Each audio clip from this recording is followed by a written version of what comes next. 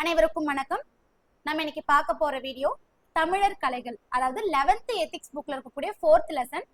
இந்த 4th லெசனோட book back questions தான் நம்ம இந்த வீடியோல பார்க்க போறோம். சோ வீடியோக்குள்ள போயிடலாம். ஆயக்கலைகள் 64னையும் ஏய உணர்விக்கும் என் அம்மை என்று கூறியவர் கம்பர். கீழ்காணும் கலைகளுள் நுண்கலை அல்லாதது எது?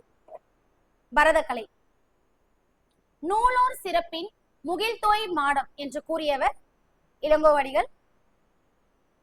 பழங்காலத்தில் கட்டடங்கள் மரத்தால் கட்டப்பட்டவை என்பதற்கு சான்றாக விளங்கும் கோவில்கள் அமைந்துள்ள இடம் சிதம்பரம்.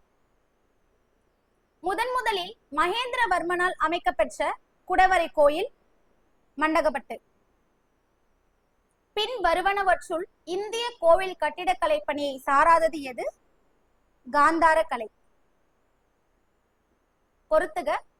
சிற்ப கலைஞர், மண்ணீட்டாளர், வாயிற்காவலர்கள், துவாரபாலகர்கள், சித்திரம் எழுதும் கோல், துகிலிகை, கோட்டோவியம், புனையா ஓவியம்.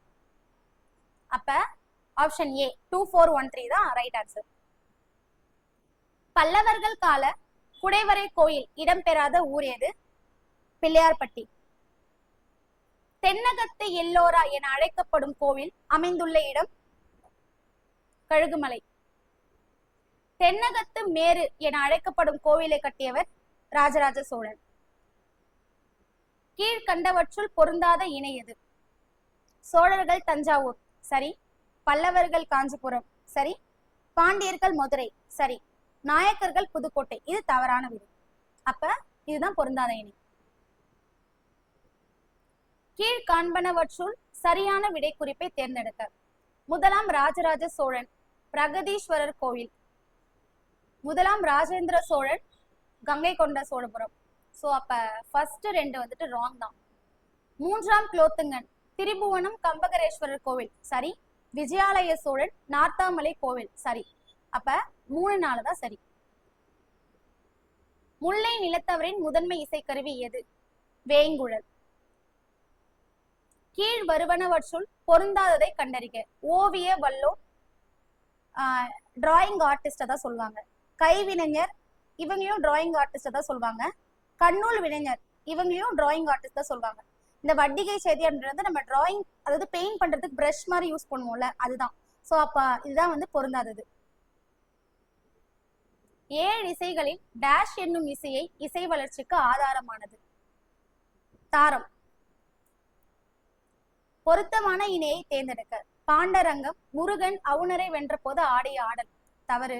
அல்லியம் சிவபெருமான் முப்புறத்தை எரித்த பின்னர் நான்முகன் காணும்படி ஆடிய ஆடல் தவறு. குடைக்கூத்து கண்ணன் யானையின் தந்தத்தை ஒடித்ததை காட்டும் ஆடல், இதுவும் தவறு.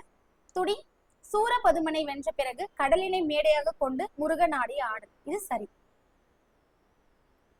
சிற்பக்கலையின் தோற்றுவாயாக கருதப்படுபவை எவை? நடுகற்கள். தமிழகத்தில் அகழாய்வு மேற்கொள்ளப்படாத இடம் தாராசுரம். தமிழகத்தில் மிக உயர்ந்த விமானத்தை உடைய கோவில் தஞ்சை பெரிய கோவில். கோவிலில் விமானம் என்பது எது? கருவறையின் மீது கட்டப்படும் அமைப்பு.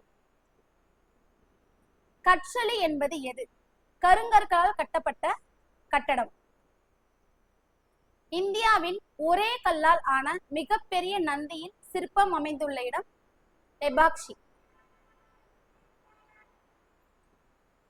ஸோ இந்த வீடியோ உங்களுக்கு யூஸ்ஃபுல்லா இருந்திருக்கும்னு நினைக்கிறேன். ஸோ தொடர்ந்து சேனலை ஃபாலோ பண்ணி நிறைய கொஸ்டின்ஸ் படிங்க. தேங்க்ஸ் ஃபார் வாட்சிங்.